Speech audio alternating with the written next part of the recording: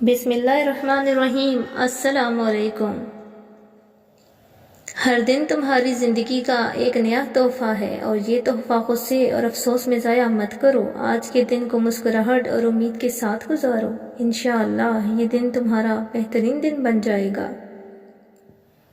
نظر انداز کرنے سے مضبوط تعلق ٹوٹ جاتا ہے۔ اچھی کتابیں اور اچھے لوگ فوراً سمجھ میں نہیں آتے، انہیں سمجھنا پڑتا ہے۔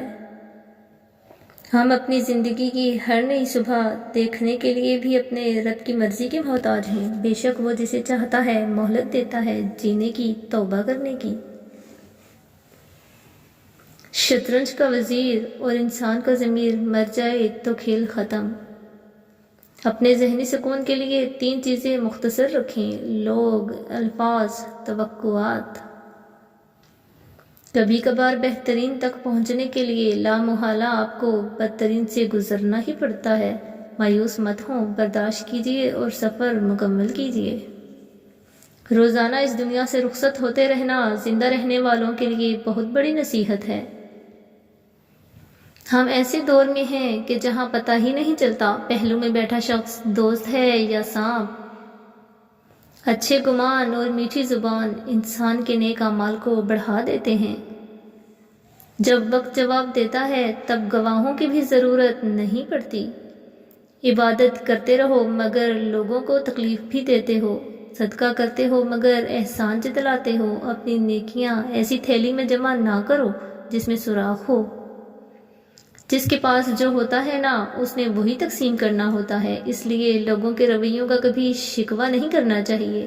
ضروری نہیں سب کی جھولیاں پیار، خلوص، اپنائیت اور بے غرضی جیسے موتیوں سے بھری ہوئی ہوں۔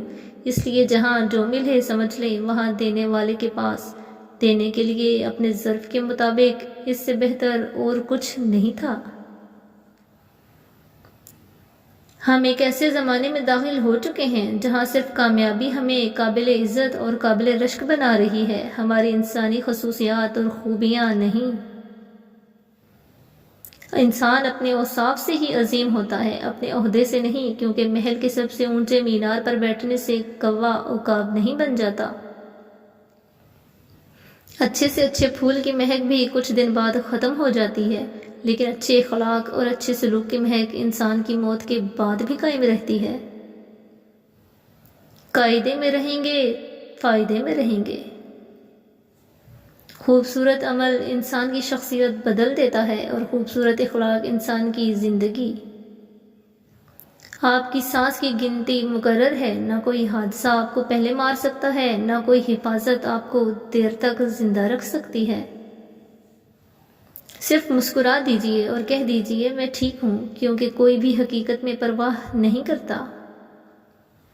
زبان کی لغزش پاؤں کی لغزش سے بہت زیادہ خطرناک ہے۔ ظرف وسیع کر لو، شکوے شکایتیں کم کر دو، وجہ پوچھنا چھوڑ دو، خواہشیں مختصر کر لو، اور اسی طرح زندگی آسان ہو جائے گی۔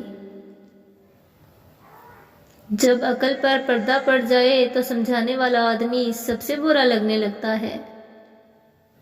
اپنے معاملات سوچ سمجھ کر اور حوصلہ مندی سے حل کریں، کیونکہ کبھی کبھی تعلقات قصور سے نہیں، ذہنی فطور سے بھی خراب ہو جاتے ہیں۔ کسی رشتے پہ اندھا اعتماد ایک نہ ایک دن آپ کو اس موڑ پر لا کر کھڑا کر دیتا ہے جہاں آپ شکوے شکایت بھی نہیں کر سکتے، کیونکہ قصور آپ کا اپنا ہوتا ہے۔ آہستہ آہستہ چلنا مگر مسلسل چلنا کامیابی کی ضمانت ہے۔ ہم وہیں تک اچھے ہوتے ہیں جہاں تک دوسروں کے معیار کے مطابق ہوتے ہیں۔ غلطی کا کم سے کم ازالہ یہ ہے کہ اسے تسلیم کر لیا جائے۔ شکست کھانا بری بات نہیں، شکست کھا کر ہمت ہار جانا بری بات ہے۔ بہترین تنقید وہ ہے جس کے ذریعے دوسروں کی انا کے بجائے ان کے ضمیر کو جگایا جائے۔ بدگمانی اور بدزبانی 2 ایسے عیب ہیں جو انسان کے ہر کمال کو زوال میں بدل دیتے ہیں۔ دوست، کتاب، راستہ اور سوچ اگر غلط ہوں تو گمراہ کر دیتے ہیں۔ گناہ کے گناہ ہونے کی اس سے بڑی دلیل اور کیا ہو سکتی ہے کہ اسے چھپ کے کرنا پڑتا ہے۔ معیار یہ نہیں ہے کہ آپ کو کتنے لوگ پسند کرتے ہیں، معیار یہ ہے کہ آپ کو کس طرح کے لوگ پسند کرتے ہیں۔ اگر ہم اپنے فرائض ادا کرنا شروع کر دیں تو ہمارے حقوق کا مسئلہ خود بخود حل ہو جائے گا، کیونکہ ہمارے فرائض دوسروں کے حقوق ہیں۔ اس دنیا میں اگر آپ کا رشتہ اللہ سے مضبوط ہے تو کوئی بھی شے آپ کا کچھ نہیں بگاڑ سکتی۔ چالاک تو ابلیس بھی تھا، اگر وہ ذہین ہوتا تو شیطان نہ بنتا۔ ذہانت جب چالاکی میں بدلنے لگے تو انسان سے شیطان بننے میں زیادہ وقت نہیں لگتا۔ اگر مسجد میں نماز کے دوران پچھلی صف سے بچوں کی آوازیں نہ آئیں تو اگلی نسل کے دین کی فکر کرو۔ زبان پر عبور ہو نہ ہو، قابو ضرور ہونا چاہیے۔ جو تمہیں اپنی بہار سمجھے اسے ہمیشہ سرسبز و شاداب رکھو۔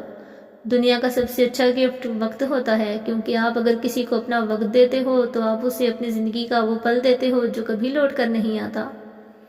مشکل وقت بھی ایک ایسا فلٹر ہے جو آپ کی زندگی کو منافق، لالچی اور مکار لوگوں سے پاک کر دیتا ہے۔ اچھی یادیں آنکھوں میں تبھی نمی لاتی ہیں جب ہمیں یقین ہوتا ہے کہ ہم ان یادوں کو دوبارہ نہیں جی سکتے۔ جن لوگوں نے آپ کو دکھ دیے ان کو بھلا دیں، لیکن جو انہوں نے سبق دیے ان کو یاد رکھیں۔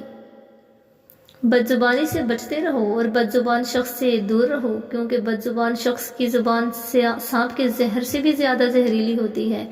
اور سب سے بڑی بات کہ مومن بد زبان نہیں ہو سکتا، نہ تو منہ پھٹ ہونا کوئی خوبی ہے اور نہ بدتمیزی کو کہیں بھی پسند کیا جا سکتا ہے۔ Thanks for watching. Please like and share and subscribe the channel. Allah Hafiz.